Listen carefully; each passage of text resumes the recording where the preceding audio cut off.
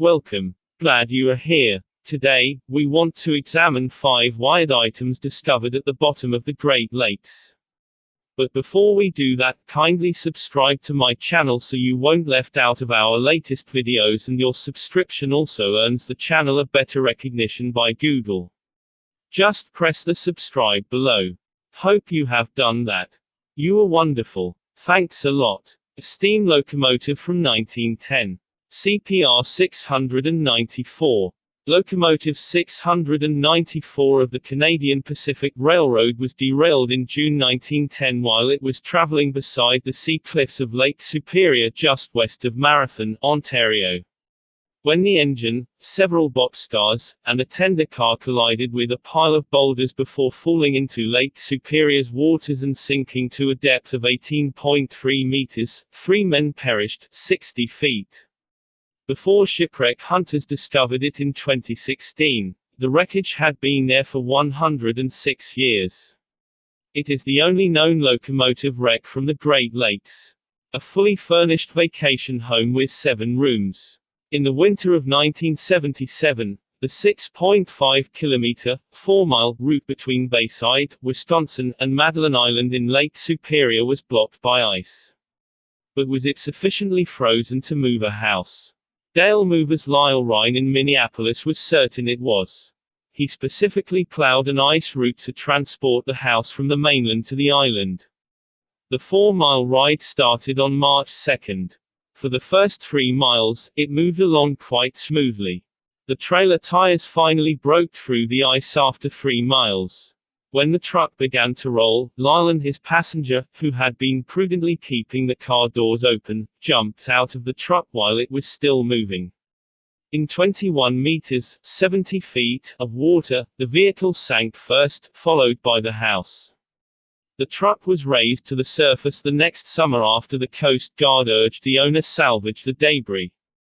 The house was secured with cables in the hopes that they would keep it standing, but they were unable to lift it.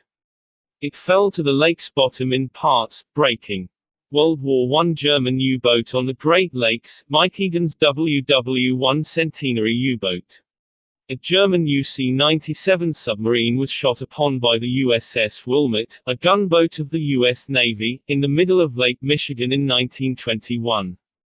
The ship was hit by 13 of the 18 shots, and it sank in 200 feet of water. What a German U-boat was actually doing in Lake Michigan is more intriguing, though. Numerous Allied warships and commercial vessels were sunk by German submarines.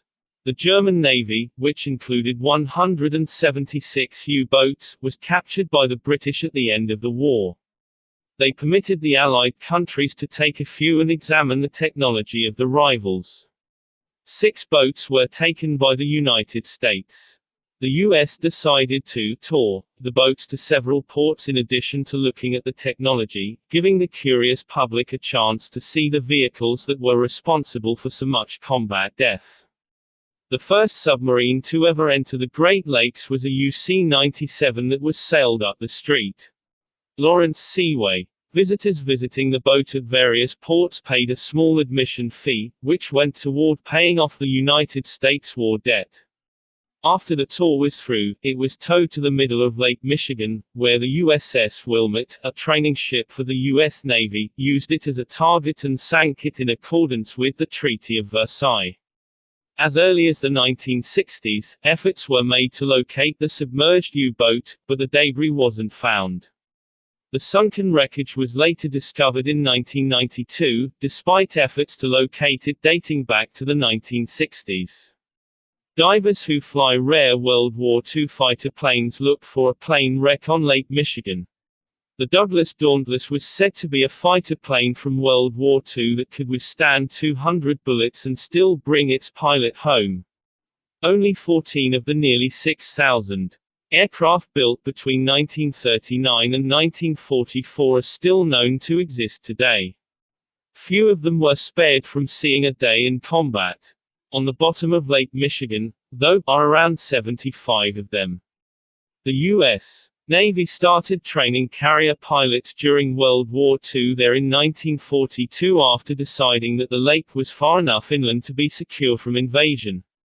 It did it from the USS Wolverine, which was a smaller aircraft carrier than the norm at 167 meters (550 feet) long. A pilot was believed to be capable of landing on any deck in the U.S. Navy if he could do it on that smaller deck. 35,000 new pilots completed more than 120,000 successful landings as a result of the training program, which was a resounding success overall. But there were also misses. Records from the U.S. Navy show 128 losses and more than 200 accidents, and the majority only caused minor injuries. The Douglas Dauntless aircraft weren't retrieved for repair unless they sank in shallow water. Found in Lake Michigan are fragments of several of the 14 airplanes that were still in existence today. The recovery efforts began in May 2004. Model aircraft from Canada. The Avro Arrow free flight program's first artifact is discovered.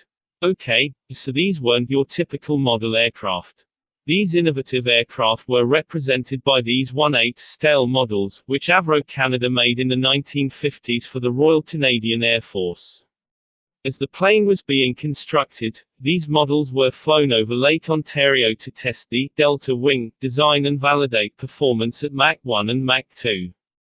The only supersonic interceptor ever built in Canada, the Avro Arrow was created in response to Soviet long-range bombers that might have been able to attack North America by passing over the Arctic Circle.